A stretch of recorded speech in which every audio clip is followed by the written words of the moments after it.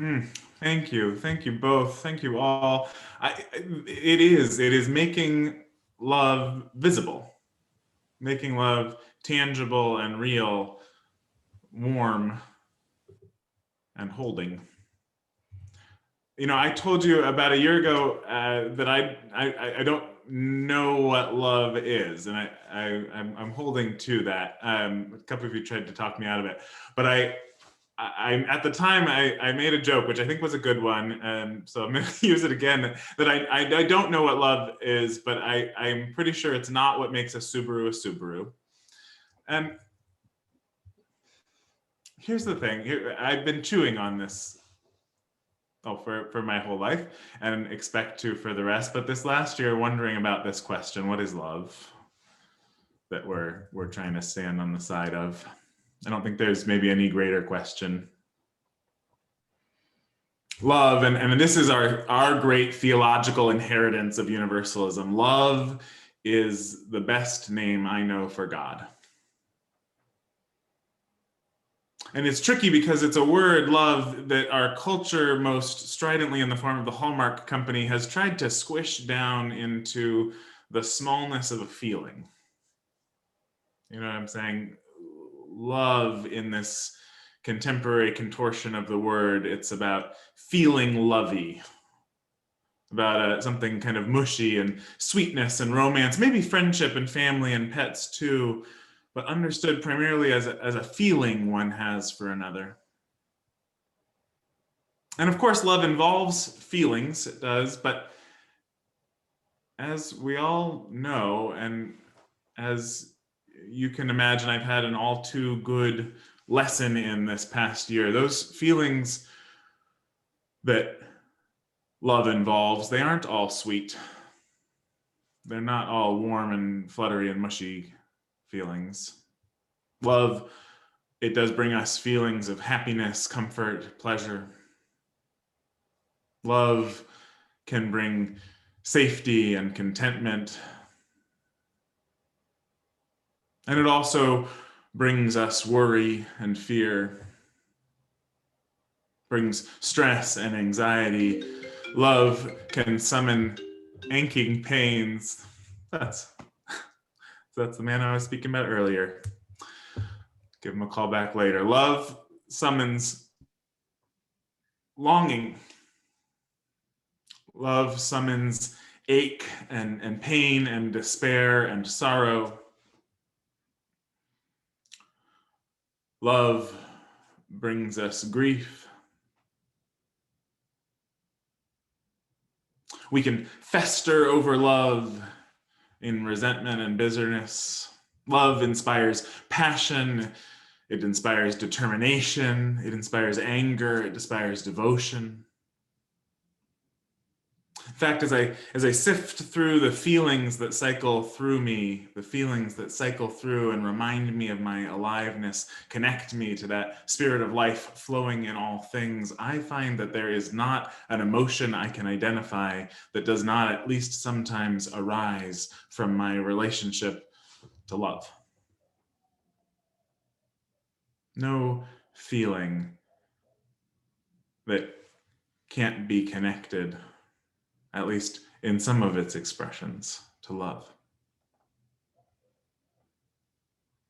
The psychologist Marshall Rosenberg spoke about this question of love and feelings in his schema of the human heart, taught around the world now as nonviolent or compassionate communication. He described a relationship between feelings and what he named universal human needs. Our feelings, he claimed, arise in response to whether or not whatever needs are occurring in us are met. Feelings that we enjoy are a signal that our needs are met. Feelings we don't enjoy, a signal that we have unmet needs alive in us. And he suggested that while we think of love as a feeling, it might be better understood as a need. A quality of life that tugs on our beings, tugs on our hearts, our guts, our spirits, around which we shape our lives. Love, in this sense, is not a feeling at all, not a gooey one or any other one, but a force. And I think that this is how I most clearly understand love, as a force. When I think about the fundamental forces of the universe, forces like gravity and the strong and weak nuclear pulls, the forces that physicists name as the fundamental forces of the universe, they're descriptions of how matter is bound together, how matter pulls on matter, how everything is in relationship to everything else. And I wonder, is the need, that life energy that arises in us as humans, as well as in so many other creatures, this fundamental force of life that we name love, isn't it somehow deeper than our human construction of it? Deeper, perhaps, even than its expression in living beings? Isn't it more fundamental even than its expression in living beings? Think about walking out on our beautiful Northern California coastline and gazing on the sheer cliffs above the water. And I don't think it stretches the imagination too much to say that the ocean so loves the land, it's always yearning to pull it in closer, waves crashing with love again and again against the rocks, whose love also leaves them attached to formations that they have made over centuries and centuries.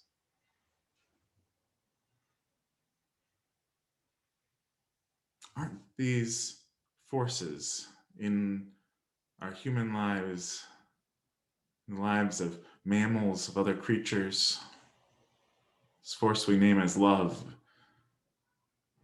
isn't it somehow related to these other fundamental forces? I've been searching for a home, and as I've searched, I've wrestled with this question, one that I offer to you today, the one that's floated to the top. What does it mean to make a home for love? A physical home. The metaphor is coming from my physical reality, but also a home in myself. A home for love in our interior landscapes. It's a line from a David Whyte poem I shared a couple of times. Be the one who warms interior forms into light. Who warms interior forms into light while he holds this egg. A saint holding the egg of a blackbird, warming interior forms into light. How do we make a home in our interior landscapes for love? And also a home, of course, in our cities, our county, here in our church community. What does it mean to make a place hospitable for love, to align ourselves with the forces of love? Because I've noticed that I think while love will keep acting upon us inexorably, inevitably, whatever circumstances arise, will not let us go.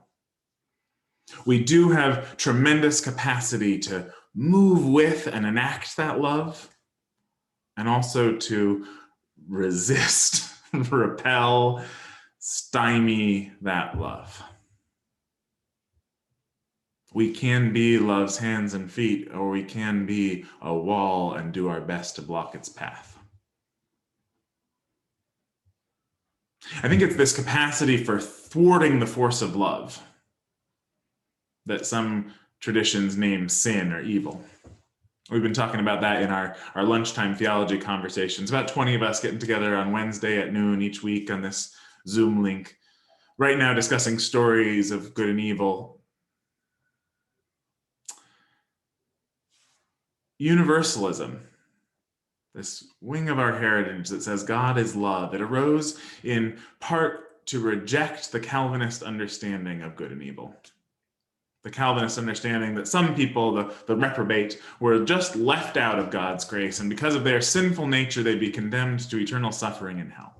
No, our Universalist ancestors said, God is far too loving for that. The fundamental force of the universe, God is love. And Hosea Ballou, he was one of the most influential early Universalists. He was a circuit rider. He was one of the denomination's early, many itinerant clergy. And one story, he's riding that circuit with a Baptist preacher in the New Hampshire hills. And one afternoon, they're arguing theology as they travel. Imagine them riding horseback. We're in the late 1700s, early 1800s. One point, the Baptist looked over and said, Brother Ballou, if I were a Universalist and feared not the fires of hell, I could hit you over the head, steal your horse and saddle, and ride away, and I'd still go to heaven. Hosea Ballou looked over at him and said, if you were a Universalist, the idea would never occur to you. Here's what I think. I think that being a Universalist is about practicing, aligning ourselves with the force of love. About practicing making the patterns of interdependence, the patterns of love, the reality that is so often hidden and invisible, but is the structure and shape of life. Practicing making that visible, to practice making the patterns of love visible. By knitting, by crafting, by showing up at protests march, by bringing a meal or calling a friend. In so many ways, making the patterns of love visible. And so this question, how to design a home for love, how to cultivate a place where love is welcome and grows, how to move with this force. And I have three ideas about how to do that practice. The first is curiosity. I think curiosity is one of the ways that we can practice. I'm not sure we can practice love. I think we can practice things that get us to love. So curiosity, I notice when I hear someone's anxiety or discomfort, struggle or strife, one of my first impulses is to fix it and take care of it. And more often than not, the most loving thing I can do is not to step in and fix and take care. Most often, the most loving thing, I believe, is to get curious, to ask questions, and accompany in silence.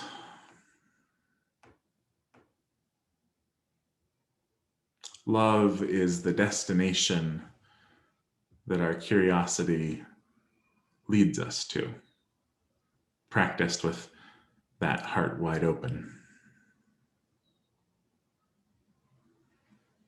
And the second, I think, is beauty. There are these streets in North Oakland where the whole street has been covered in a mural along the ground. It's one that's golden carp spinning together in a circle. Another, the whole planet bordered by butterfly rainbow clouds.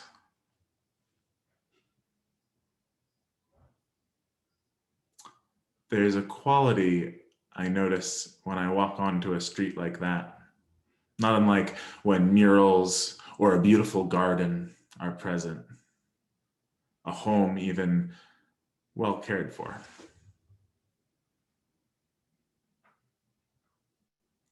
A response to continue that care.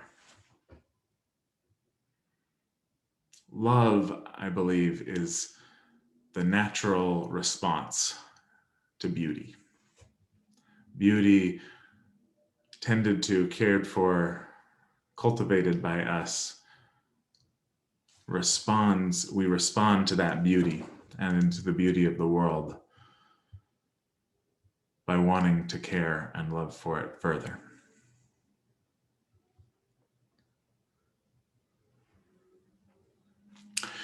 And the third is joy. I told our staff 3 guiding principles at the beginning of this church year, mid-pandemic, so much uncertainty about what things would look like. And the first couple of guiding principles were really about, don't take on too much, ease up, take care of yourself first. And the third one was to try and find the joy. And I think I came to that because I was struggling in this time of pandemic to find the joy that I more of the time have had an effortless experience finding in this work of ministry.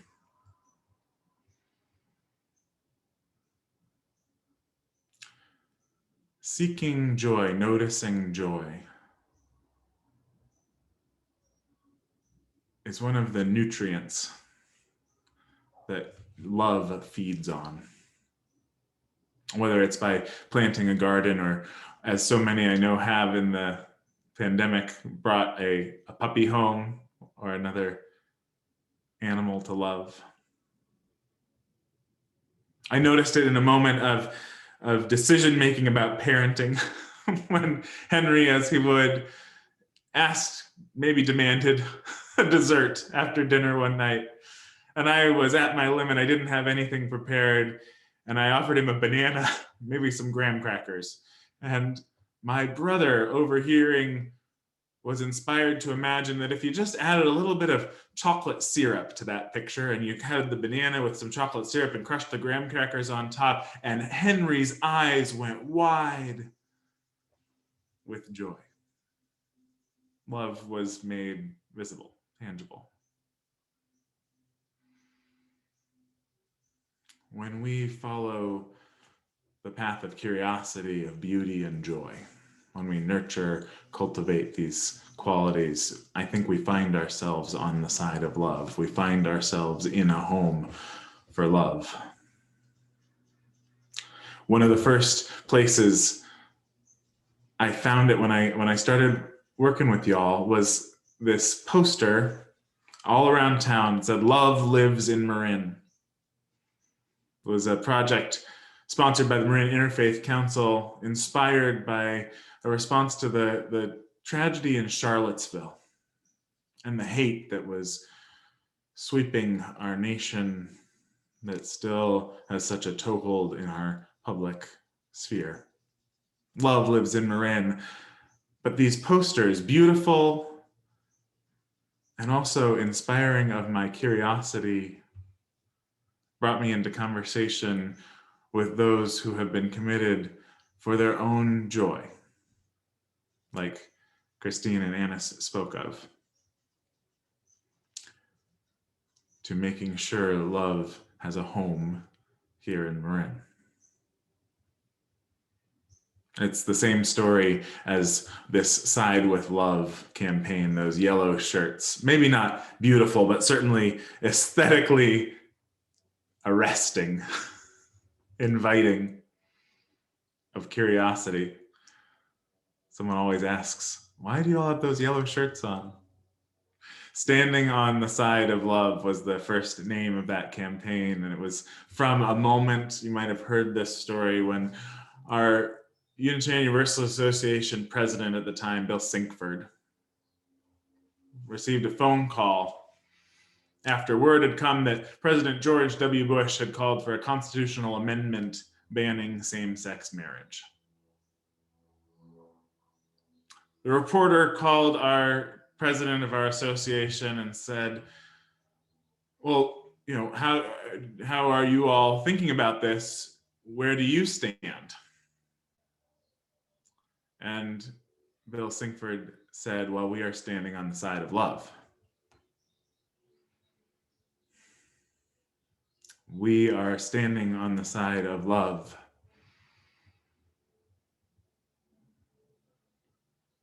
Years later, those who felt like their lives and experience was invisibilized, was dismissed by the metaphor standing on the side of love.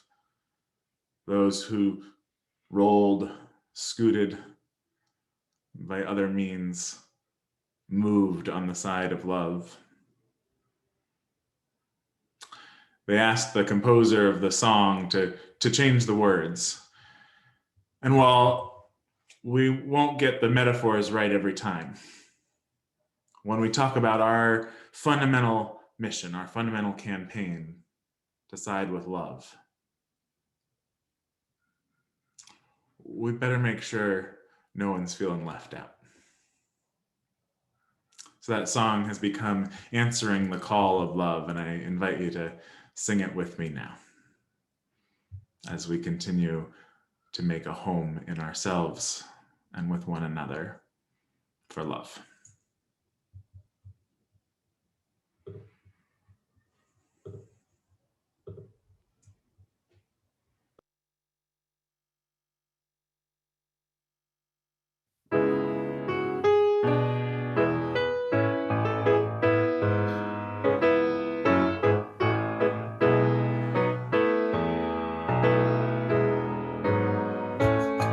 The promise of the Spirit, faith, hope, and love abide, and so every soul is blessed and made whole. The truth in our hearts is our guide. We are answering the call of love.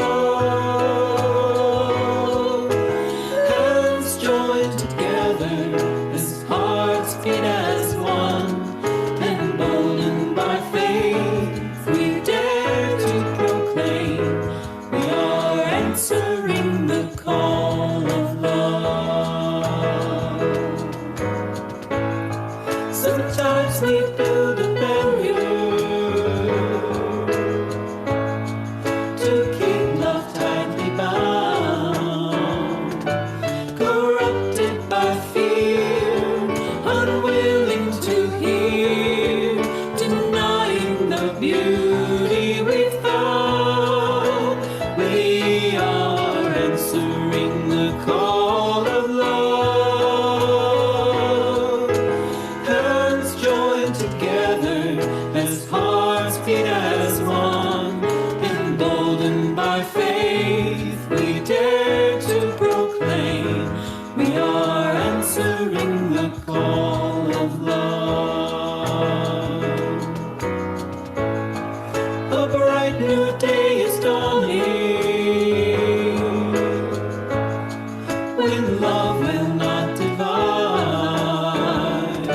Reflections of grace in every embrace, fulfilling the vision divine. We are answering